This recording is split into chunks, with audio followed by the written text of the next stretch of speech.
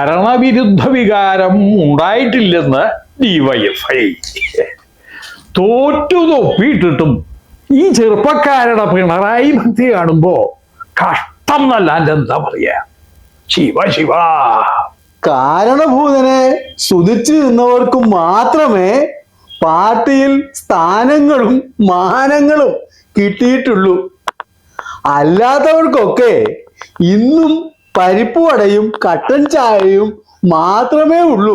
അല്ലേ ഹാജിയാരെ? അതൊക്കെ പാർട്ടിയുടെ ശത്രുക്കൾ പറയണതാ. ഒരു തെരഞ്ഞെടുപ്പിൽ തോറ്റു എന്ന് വെച്ച് ഞമ്മള് നാട് വിട്ടു പോകുന്നില്ല എൻ്റെ അന്തോണി മാഷേ.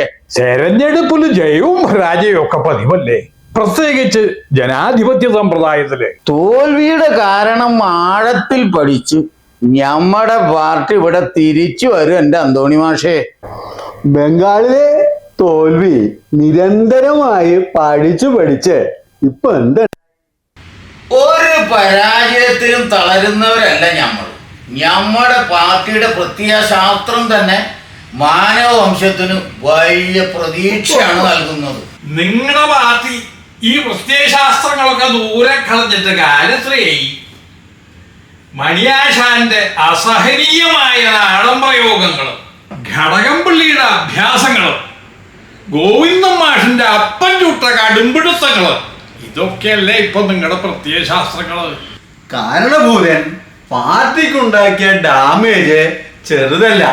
കടക്കുപുറത്ത് ഡാഷ്മോനെ വീട്ടിൽ പോയി ചോദിക്കും. ഇതിനൊക്കെ പുറമെ കുലംകുത്തി, ചെറ്റത്തരം, നികൃഷ്ടജീവി എന്നുള്ളതൊക്കെ പറഞ്ഞിട്ടും ഇതിനെതിരെ ഒരു ചെറു വിരൽ അനക്കാൻ പോലും നിങ്ങളുടെ പാർട്ടിയിൽ ആളില്ലാതെ പോയല്ലോ എന്റെ വേളാങ്കണ്ണി മാതാവേ. അതാണ് ഞമ്മടെ പാർട്ടിയുടെ അച്ഛൻ അടക്കം. അത് അച്ചടക്കമല്ല ഹാജിയാരെ, അടിമത്വമാണ്.